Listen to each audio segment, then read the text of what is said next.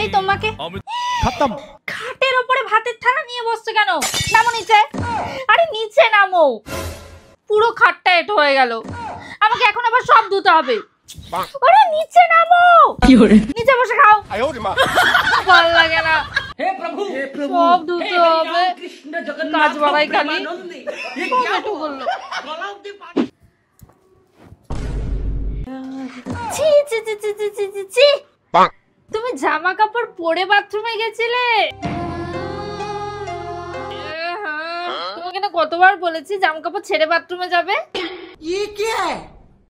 পিচাস একটা। যাও গিয়ে জামা কাপড় ছেড়ে আসো।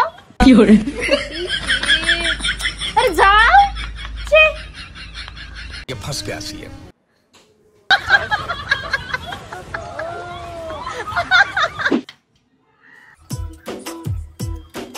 ना रे ना আর তো পারে না।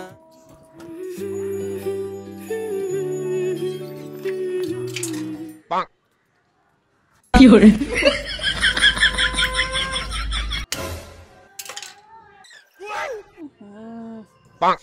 হাতে লেগে গেল।